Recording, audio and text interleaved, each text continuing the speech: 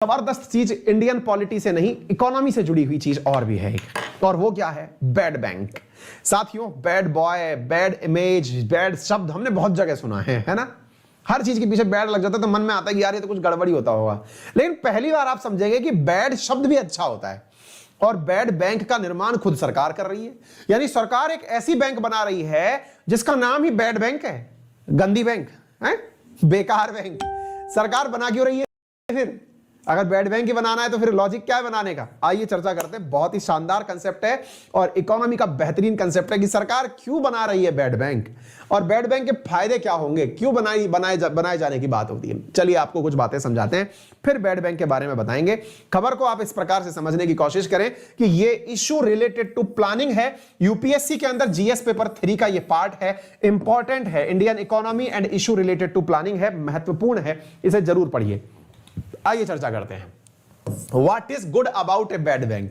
Bad bank के बारे में अच्छा क्या है, इसको समझने के लिए ना मैं आपको कुछ बातें समझाऊंगा, क्योंकि न्यूज ये है कि भारत सरकार ने 30,600 करोड़ रुपए बैड बैंक के नाम पर निकाल दिए हैं। 30,000, लगभग 30,500 करोड़ रुपए बैड बैंक को दे दिए कि लो भैया तुम रखो पैसा वैसा जो भी है तुम रखो। आज इस कहानी को सुनेंगे, लेकिन इससे पहले 2 किरदार आपको जान लेने चाहिए। उनमें से एक किरदार का नाम है साथियों IDRCL और दूसरे का नाम है NARCL। यहां पर 2 चीजें आपको आज की कहानी में पहले ही समझ लेनी होंगी। एक का नाम है National Asset Reconstruction Limited, National Asset Reconstruction Limited, और दूसरी का नाम है India Debt Resolution Company Limited. ये 2 चीजें आपको याद रखनी है। अब इन दोनों बातों को आपको समझना होगा। ये 2 शब्द हैं NARCL और IDRCL। यहां पर मैं लिख देता हूं, 2 टर्म है NARCL और दूसरा टर्म है यहां पर IDRCL। दूसरा टर्म है IDRCL। फुल फॉर्म मैंने लिखित में दे दी है, बस आप इन्हें समझ लीजिए। ये 2 कंपनी है भारत सरकार की। इन दोनों को अगर मिला दिया जाए तो मिलकर बनता है बैड बैंक। तो आपसे पूछा जाए व्हाट इज बैड बैंक, तो आंसर है NARCL प्लस IDRCL, दोनों को मिला दिया जाए तो बैड बैंक का निर्माण होता है। अब सवाल की तरफ बढ़ते हैं साथियों। ये NARCL क्या है, NDRCL क्या है, ये भी सिखाऊंगा, लेकिन इससे पहले बैड बैंक की जरूरत क्या है, काम क्या करेगी, किस प्रकार से काम करेगी, ये सब सीखते हैं। इसे समझने के लिए कुछ बेसिक बातें सीखते हैं। जैसे मान लीजिए कि आपने किसी बैंक, पहले बैंकिंग को समझना जरूरी होगा। असल में आप बैंकिंग समझेंगे तो ही बैड बैंक समझेंगे। देखिए, मान लीजिए कि ये कोई बैंक है। इस बैंक के अंदर आपने अपनी तरफ से पैसा जो है वो जमा कराया। पहले तो समझ में आना चाहिए ये वाली बात कि बैंक पैसा कैसे कमाती है। मैंने अपनी क्लास में मल्टीपल टाइम सिखाया है, फिर भी मैं एक बार के लिए आपको जल्दी से रिवाइज करा देता हूं ताकि आप इस बात को बेहतरीन तरीके से समझ पाएं। मान लीजिए कि ये आप हैं, ये मैं हूं, ये कोई मैडम जी हैं, है ना, ये कोई बच्चा है, कोई भी लोग है ना, ये कोई कंपनी है, और इन सबने साथियों क्या किया, अपने द्वारा पैसे जो थे वो एक बैंक में जाके जमा कराए। बैंक में क्यों जमा कराए साहब? बैंक में इन्होंने डिपॉजिट किया। क्या किया? इन्होंने डिपॉजिट किया। क्यों डिपॉजिट किया? क्योंकि यह कहा गया था इन्हें कि आप एक बार पैसा जमा कराओ, फिर देखो हम आपको ब्याज देंगे, हम आपको ब्याज देंगे, इंटरेस्ट चुकाएंगे, लोड मत लो। मैंने तो पैसा इसलिए जमा कराया कि मेरा 100 रुपया जब मैं जमा कराऊं तो बैंक मुझे 105 बना के दे दे, यानी 100 को बढ़ा करके दे दे। बोले ठीक है साथियों। अब दूसरी तरफ समझते हैं कि भाई मुझे 100 रुपए दिया, मुझे इसने 105 क्यों लौटाया? मेरे 100 रुपए पे दे करके 105 कैसे लौटाया? बैंक ने इसमें 5 रुपए बढ़ाए कैसे? इसलिए हमको दूसरी बात समझनी होगी। दूसरी क्या? कि बैंक ने पैसा कैसे कमाया। यह बात मैंने मल्टीपल टाइम समझाई है, लेकिन बैड बैंक समझने के लिए आपको इसी बैंक को बैड बैंक कहना नहीं है, कुछ आगे की बात है, जरा ध्यान से सुनिएगा। अब इधर देखिए, अब क्या हुआ, इस बैंक ने यह मालूम कर लिया कि अगर मुझे अंकित अवस्थी को या फिर इन लोगों को पैसा 105 रुपए लौटाना है तो पहले पैसे कमाने भी तो होंगे। तो बैंक पैसे कैसे कमाएगी? बैंक ने हम जैसे कुछ लोग और ढूंढे। मान लीजिए कि यहां पर ढूंढा साहब एक और व्यक्ति, एक और महिला, ऐसे ही एक बच्चा, 2-4 कंपनी, इन सबको पकड़ लिया। ऐसे ही पकड़ करके इनसे कहा कि तुम्हें पैसे की जरूरत है क्या, मूलधन की जरूरत है क्या? देखिए, ये डिपॉजिट जो है ना, ये असल में प्रिंसिपल है, हमारा प्रिंसिपल अमाउंट है ये। बोले तुम लोगों को पैसे की जरूरत है क्या? इनने कहा हाँ हमको पैसे की जरूरत है। बोले एक काम करो, मैं तुम्हें 100 रुपए देती हूं, इसने कितने रुपए पकड़ा दिए? 100 रुपए। पर तुम लोग मुझे पैसे लौटाने की जब बात आए तो तुम लोग मुझे 110 रुपए लौटाना। तुम लोग मुझे कितने रुपए लौटाना? 110। मतलब बैंक एक ऐसी संस्था हो गई जिसने इसका पैसा इस तक पहुंचा दिया, लेकिन खुद ने बीच में 5 रुपए का कमीशन कमा लिया। इसने बीच में कितने रुपए का कमीशन कमा लिया? 5 रुपए का कमीशन कमा लिया। यानी कि बैंक और कुछ नहीं है, यह केवल एक बिचौलिया है जो आपके पैसे को किसी अज्ञात व्यक्ति को देता है और आप ही को नहीं पता है। यानी कि इसने जब 100 रुपए किसी को दिए थे तो वो लोन के नाम से दिए थे। ठीक है, अच्छा अब एक शब्द ऐड करते हैं, इस बात को ऐसे समझिए साथियों, जब आपने यहां पर पैसा जमा कराया था ना, तो बैंक में आपका जो पैसा जमा कराया था वो बैंक की जिम्मेदारी थी कि आपको वो 105 रुपए लौटाए। अगर बैंक आपको पैसे नहीं लौटा पाएगी तो ऐसी बैंक को फेल कहा जाता है कि बैंक फेल हो गया। बैंक आपका पैसा लौटाए, इसका मतलब यह है कि बैंक को हमेशा यह एहसास रहे कि मैंने इनसे पैसे लिए थे। पैसे का दायित्व बोध इसे हो, इसे कहा जाता है लायबिलिटी। इसे क्या कहा जाता है? लायबिलिटी, यानी जिम्मेदारी। बैंक की जिम्मेदारी क्या है कि वो आपके जो पैसे जमा किए हैं उसे वो अपनी जिम्मेदारी समझे। अच्छा साथियों, अब क्या हुआ? अब साथियों बैंक जो है इस लायबिलिटी को आगे ट्रांसफर करती है एसेट के रूप में कि आप हमसे लोन लो और पैसा बना के दो। ठीक है, गड़बड़ क्या हो जाती है? सुनने में तो बहुत जबरदस्त स्कीम लग रही है, यार काश हम भी बैंक बना लें, खूब पैसा कमाएंगे। दिक्कत क्या होती है साथियों? दिक्कत यह होती है कि कई बार बैंक को ये लोगों को पैसा लौटाना है, ये तो समझ में आया, लेकिन जिनको बैंक ने दिया था वो लोग पैसा नहीं लौटा पा रहे। बैंक ने इनको 100 रुपए दिए थे, इनसे उम्मीद थी कि ये 110 रुपए लौटाएंगे, ये भाई साहब लौटाए नहीं, ये पैसे दबा के बैठ गए कि नहीं लौटा रहे, जाइए क्या कर लेंगे आप। तो 110 रुपए लौटाने की बात थी जनाब, ये लौटाए नहीं पैसा। अब ये पैसा नहीं लौटाए तो इधर की तरफ बैंक की सांस ऊपर नीचे होने लगी। फिर आप पूछेंगे सर बैंक पागल थोड़ी है, इनको अगर पैसा दी थी तो कुछ गारंटी में भी तो रखी होगी, ऐसे ही थोड़ी दे दिया होगा। ये बात आपने सही पूछी। इसका मतलब यह हुआ अगर अंकित अवस्थी को 100 रुपए की जरूरत पड़ी थी तो अंकित अवस्थी ने पैसे ऐसे नहीं मांग लिए थे कि सेवा में श्रीमान 100 रुपए दे दीजिए, नहीं, तो बैंक ने कहा 100 रुपए तो दे देंगे, लेकिन ये बताओ तुम्हारे पास गारंटी क्या है कि तुम पैसे लौटा दोगे। तो अंकित अवस्थी ने कहा कि देखिए ये मेरा एक फोन है, 1.25 लाख रुपए का है, आप इसे अपने पास रख लीजिए, मुझे 10,000 की जरूरत है, जब मेरे पास पैसे होंगे मैं अपना फोन वापस ले जाऊंगा और मैं 10,000 रुपए चुका जाऊंगा। बोले ठीक है। ऐसी स्थिति में अंकित अवस्थी ने जब यहां से पैसे लिए तो आपने यहां पर अपने द्वारा क्या गिरा भाई, हाँ, तो यहां पर जब आपने पैसे दिए, मुझे लगा कि फोन ही लग गया, आपने जब पैसे लिए यहां पर तो हुआ ये कि ये पूरी की पूरी चीज में मैंने अपने द्वारा एक गारंटी रखी थी, मैंने एक गारंटी रखी थी, अपना असेट रखा था, बैंक के पास गिरवी रखा था। ऐसे ही इन सब ने कुछ ना कुछ गिरवी रखा था, लेकिन बैंक ऐसा भी नहीं है, पैसा नहीं मिला तो चला पता चल रहा है कि ले लो भाई फोन ले लो। बैंक अपनी दुकान लगा के बैठ गई, बैंक ने दुकान लगा दी कि साहब जिसको पैसे लेने ले जाओ, ऐसा तो नहीं कर सकती ना। तो यहां पर साथियों एक स्कीम निकाली सरकार ने, क्या? अगर कोई कंपनी है जिसने बैंक से लोन लिया था लेकिन चुका नहीं पाई, ऐसी स्थिति में जो पैसा बैंक के पास वापस नहीं लौटा उसे बैंकिंग की भाषा में कहते हैं नॉन परफॉर्मिंग एसेट। क्या कहा जाता है? एनपीए। जो पैसा बैंक के पास नहीं लौटा, मान लीजिए बैंक ने 1 लाख रुपया दिया था, वापस नहीं आया, तो बैंक का एनपीए कितना कहलाया? बैंक का एनपीए कहलाया 1 लाख रुपया। अब आप पूछेंगे 1 लाख रुपया नहीं आया, लेकिन इसकी एवज में उसने जो गारंटी रखी होगी वो गारंटी तो बैंक के पास होगी ना सर। भाई मान लीजिए कि कोई कंपनी डूब गई, लेकिन ऐसे थोड़ी कि आप कंपनी बनाकर पैसा मांगने आ गए तो दे दी, नहीं, उसकी एवज में आपने कुछ गारंटी में रखा होगा। तो वो जो गारंटी है वो कहां है? बोले बैंक के पास है वो गारंटी। बोले ठीक है, अब एक काम करो सर, आप पैसा अब कैसे निकालोगे? तो असल में बैंक क्या करता है साथियों, अगर आप पैसा नहीं चुका पाए तो वो आपको दिवालिया कर देता है। दिवालिया से मतलब बोली लगा देगा। आपने मान लीजिए कि 10 लाख रुपए का लोन लिया था, 1 करोड़ का घर गिरवी रखा था, तो वो 1 करोड़ के घर का गिरवी पे बोली लगा देगी कि भाई कोई भी आओ और इस घर को खरीद लो, खरीद करके हमको हमारा हिस्सा दे दो, बाकी बचा जो पैसा है वो सामने वाली पार्टी को दे दो।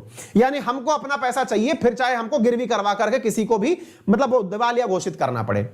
लेकिन यार इस चीज में भी बैंकों की साख खराब होती है। बैंकों की साख क्यों खराब होती है? क्योंकि भाई बैंक का काम असल में ये थोड़ी है, बैंक का काम पैसे लेके पैसे देना है बस। अब वो इस तरह से मवालियों वाले काम करने लगी कि हाँ भाई तेरा घर नीलाम कर दूंगा, हाँ भाई तेरा काम, तो इसमें और फिर उसमें क्या अंतर रह जाएगा साहूकार में? तो बैंक को बहुत बट्टा लगता है इस बात से। और फिर एक सबसे बड़ी बात यह भी है कि अगर यह बात किसी को बाहर पता चल गई कि भाई बैंक ने 1 लाख रुपए दिए थे, लौट के नहीं आ रहे इनके पास में, तो बोले फिर, तो बोले भाई चलो ये बैंक फेल होने वाली है। क्यों? क्योंकि भाई इस बैंक ने 1000 करोड़ रुपए दिए थे लेकिन ये लौट के नहीं आ रहे। तो बोले फिर, अरे बोले भाई पैसा निकाल लो, क्योंकि पैसा नहीं निकाले तो हो सकता है बैंक फेल मार जाएगी, पैसा डूब जाएगा, 1-1 करोड़ रुपए डाल रखे अकाउंट में, जीरो हो जाएगा। ओ भाई साहब भगदड़ मच गई, भगदड़ मच गई। बैंक के पास जो था वो भी गया, इधर 1000 करोड़ गया, इधर की तरफ जो था वो गया, बैंक हो गई टन पाल, धड़ाम से नीचे बैंक खत्म, स्वाहा। सरकार इस बात को समझ गई कि बेटा ऐसे काम नहीं चलेगा, ऐसे काम नहीं चलेगा। तो बोले फिर क्या करें? बोले एक काम करते हैं, कुछ जुगाड़ बनाते हैं। जुगाड़ क्या? कि देखो एक तो बैंक की इमेज खराब ना होनी चाहिए, क्योंकि बैंक के पैसे डूबे, एनपीए किसी का भी बढ़ा, बैंक की वैल्यू खत्म। तो बोले एक काम करते हैं। बोले बताओ क्या करें? बोले इस बैंक से कहो, मान लो इस बैंक का नाम है यस बैंक। अभी थोड़े दिन पहले यस बैंक की हालत खराब हुई थी, अगर आपको पता हो। तो बोले इस बैंक का नाम है यस बैंक। यस बैंक से कहो कि तुम्हारे पास जितने भी ऐसे प्रॉपर्टी है जिस पर लोगों ने लोन ले रखा है लेकिन चुका नहीं रहे, उन सारे की सारे एसेट्स को तुम हमें बेच दो। फिर से सुनिए, इस यस बैंक से क्या कहा कि बेटे तुमने 1 लाख करोड़ रुपए का लोन बांट रखा था मान लो, तो 1 लाख करोड़ की एवज में तुम्हारे पास गारंटी भी होगी। बोले हाँ है। बोले उस गारंटी को ना हमें बेच दो। बोले मतलब, या आप मुझसे क्या मांग रहे हैं? बोले मैं आपसे मांग रहा हूं, तेरे पास रखा है ना फलाने का मकान गिरवी रखा है, उसकी गाड़ी गिरवी रखी है, उसका फोन गिरवी रखा है, उसका लैपटॉप गिरवी रखा है, वो सारा सामान एक जने को बेच दे। बोले वो कौन होगा जो हमसे ये खरीदेगा? बोले बेटे ये वही प्राणी है जो कि आपके बोर्ड पर कोने में लिखा हुआ है, इसका नाम है NARCL। फुल फॉर्म क्या है इधर देख लीजिएगा, national Asset Reconstruction limited, NARCL। बोले एक काम करो, इसने ये सारे की सारे जो कि नॉन परफॉर्मिंग एसेट्स थे इनको परचेज कर लिया। किससे? यस बैंक से। बोले जा तू मुक्त रह। बोले सर परचेज कर लिया तो पैसे तो दो, आपने ये माल ले लिया लेकिन मुझको तो कुछ नहीं मिला। बोले पैसे चाहिए? बोले बता कितने रुपए मिलने थे तेरे को इन लोगों से? बोले सर मुझको 1 लाख रुपया मिलना था। बोले 1 लाख रुपया मिलना था, चिंता मत कर, ये पकड़ 15 लाख रुपए, तो 15,000 रुपए तो तू अभी ले ले, यानी 15% तो तू अभी ले ले, और बाकी बचा जो 85% है ना, 85%, वो जब हम ये माल बेच देंगे, है जब हम ये वाला माल बेच देंगे मार्केट में, तो उस समय जो पैसा आएगा उससे तेरा 85% भी लौटा देंगे, उससे तेरा 85% भी लौटा देंगे। लोड मत ले, फिलहाल 15% ले और काम चला, अपनी इमेज सुधार, ऐसे लोगों को लोन मत दिया कर जो नहीं लौटाएं। बोले ठीक है सर 85% दे दोगे ना? बोले दे देंगे। फिर आप पूछेंगे सर एक बात बताइए, अब इसका माल बेचेगा कौन? क्योंकि इसने इतना बढ़िया माल इकट्ठा कर लिया, अब बेचेगा कौन? बेचने के लिए एक नई कंपनी बनाई सरकार ने, बेचने के लिए एक नई कंपनी बनाई जिसका नाम है IDRCL। IDRCL क्या है इधर देखिए, India Debt Resolution Company Limited. सरकार ने एक कंपनी क्या बनाई? IDRCL, जिसका नाम क्या है? ये साथियों इसलिए बनाई जाएगी जो कि आपके मार्केट में ये वाला जो माल आया, इसने परचेज जो किया था उसको बेचने के लिए यह कंपनी बनाई जो दुनिया में माल बेचेगी। कोई भी आओ और मकान ले जाओ, कोई भी आओ विजय माल्या का घर ले जाओ, कोई भी आओ किंगफिशर एयरलाइंस ले जाओ, कोई भी आओ नीरव मोदी का घर ले जाओ। आ गई बात समझ में?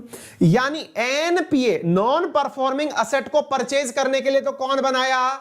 NARCL बनाया। और बने हुए NARCL को बेचने के लिए कौन बनाया? यानी बने हुए जो माल को बना एनपीए था उसको बेचने के लिए IDRCL बनाया। अब आपके मन में एक सवाल आएगा, सर बात तो समझ में आ गई, सर इसका मतलब बैड बैंक क्या है? बोले बैड बैंक और कुछ नहीं, एक ऐसा संगठन है, एक ऐसा संगठन है जो बैंकों से एनपीए को परचेज करेगा और उसे मार्केट में बेचेगा। अगर आपको यह बात समझ में आई हो तो एक बार जल्दी से वीडियो को लाइक कर दीजिए और मुझे बता दीजिए कि आप इस बात को समझ पाए हैं। चैनल को सब्सक्राइब शेयर करना बिल्कुल ना भूलें। जल्दी से मुझे बता दीजिए कि आप इस बात को समझ पाए हों। अगर आपको यह बात समझ में आई तो इससे एक और बात मजे की सीखिए। फिर आप पूछेंगे कि सर एक बात बताइए, बाकी तो सारी बात समझ में आ गई, लेकिन ये NARCL 15% पैसा देगा कहां से? हैं? इसके पास कहां से आ गया पैसा? ये भी तो सरकारी है, ये कहां से पैसा ले आया? 15% देने के लिए इसको किसने पैसा दे दिया? यही तो न्यूज पढ़ानी थी। अरे भैया यही तो न्यूज पढ़ानी थी क्या? ये देखो प्रभु, यही तो न्यूज है सारी। 30,600 करोड़ रुपए भारत सरकार ने इसी को तो दिए हैं महाराज। ये NARCL जो है इसको पैसे दिए हैं 30,600 करोड़ रुपए कि तुम ये पकड़ो और मार्केट से माल खरीदो और खरीद करके उन्हें बेचो और बैंकों से लोन का माफी करवाओ। आ गई बात समझ में? 30,000 करोड़ रुपए क्या हैं? ये है। इससे सरकार को उम्मीदें हैं कि अगर ये काम कर गया तो 2 लाख करोड़ रुपए के बैड लोन परचेज कर लिए जाएंगे। 30,000 करोड़ से 2 लाख करोड़ के कैसे कर लेंगे यार सर? ये कैलकुलेशन समझ में नहीं आती एक तो हमें। अरे महाराज 30,000 करोड़ 15% है। 30,000 करोड़ 15% परचेज करने के काम आएगा कि नहीं? अभी क्या सिखाया था? इकोनॉमिक्स की कोर कंसेप्ट सीख रहे हैं आप। ये 15% परचेज करने के काम में आया था। 85% तो तगादे में ही चल रहा है, यानी कि 85% तो माल बिकेगा तो मिलेगा। 85%, ये 15% है। कितना? 15% कितना है? 30,000 करोड़। तो भाई 15 का 15 5 75 15 6 90 6 टाइम्स ज्यादा का आप माल परचेज कर पाओगे। 85% का वैल्यू तो बाद में लौटाना है, यानी कि 2 लाख करोड़ तक का माल परचेज कर लोगे अगर आपके पास 30,000 करोड़ है तो। यानी कि ये जो संस्था बनाई है आपने NARCL, ये 2 लाख करोड़ के बैड लोन परचेज करेगी। बैंकों को तो एकदम मतलब मस्त काम हो जाने वाला, एकदम बढ़िया, और बढ़िया से पैसा बेचेंगे ये और बेच करके पैसे कमाएंगे और काम चलाएंगे। उम्मीद है आपको बेहतरीन तरीके से बैड बैंक समझ में आ गई होगी और ये भी समझ में आ गई होगी, अंदर से फीलिंग आ रही होगी, सर अच्छी बात है, ये तो बुरी बात तो नहीं है। और जब बुरी बात नहीं है तो भैया अखबार वाले पागल थोड़ी हैं, इन्होंने भी लिखा है what is good about bad bank. Bad bank में अच्छा क्या है? तो ये है ये अच्छा। उम्मीद है सभी साथियों को, प्यारे साथियों को बेहतरीन तरीके से कंसेप्ट समझ में आ गया होगा। इकोनॉमिक्स में इंटरेस्ट आ रहा होगा, कोई नहीं, चैनल सब्सक्राइब रखिए और रेफरल कोड अंकित 10 याद रखिए, क्योंकि अल्टीमेटली ना सारा ज्ञान का जो सागर है वो हम भरा हुआ बैठे हैं और दुनिया को भरा के बैठाए हुए हैं। अंकित 10 लगाओ, सब्सक्रिप्शन पाओ, समझे? चलिए आगे बढ़ते हैं साथियों। याद रखिएगा रेफरल कोड है अंकित 10, जिसका उपयोग करके आप अनअकैडमी पर 10% डिस्काउंट प्राप्त कर सकते हैं।